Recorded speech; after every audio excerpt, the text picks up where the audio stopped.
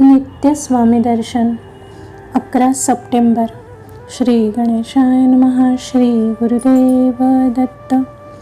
माझ्या प्राणप्रिय स्वामी भक्तांनो, तुम्हाला वारंवार अक्कलकोटला स्वामींच्या दर्शनाला जाता आले नाही तर मनी खंतावून जाऊ नका.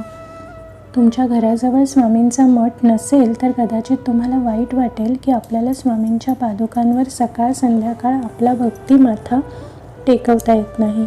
तुम्ही कशाची काळजी करू नका. बसल्या जागी स्वामींचे नामस्मरण करा. आपली नित्य नैमित्तिक कामे मनापासून करीत असताना वाणीने स्वामींचे फक्त नाम घेत राहा. स्वामींच्या अखंड नादात राहा. स्वामी स्मरण ही तुमची वृत्ती होऊ दे. त्यांचा दृश्य परिणाम काय होईल तर ब्रह्मांड व्यापी स्वामी समर्थ तुमच्या भक्ती हृदयात कायमसाठी वास्तव्याला येतील. तेव्हा तुमच्या लक्षात येईल की दशदिशा व्यापून राहिलेले स्वामी समर्थ आपल्या अस्तित्वाभोवती अदृश्यपणे वावरत आहेत.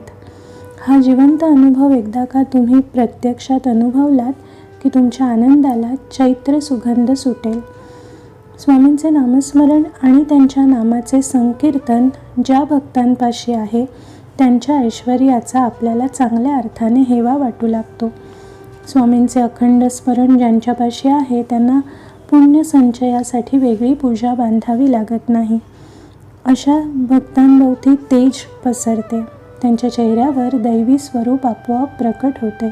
त्यांचे वागणे, त्यांचे अमृत भारले गोड बोलणे, स्वामी नामांचा त्यांचा उच्चार सर्व काही आपल्याला मोहित करून जाते.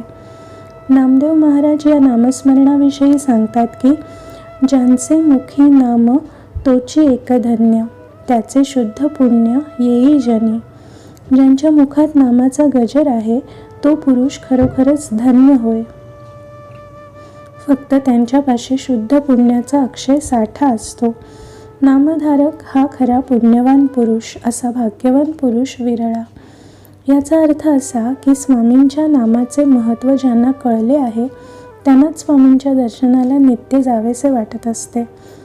स्वामींच्या पादुकांचे नित्य दर्शन घ्यावेसे वाटत असते. परंतु खरे सांगू का तुम्हाला, स्वामीच अशा भक्तांच्या हृदयात प्रवेश करतात. त्यामुळे त्या भक्तांना खरे तर कुठे जायलाच नको. श्री गुरुदेव दत्त. श्री गुरुदेव दत्त. श्री गुरुदेव दत्त.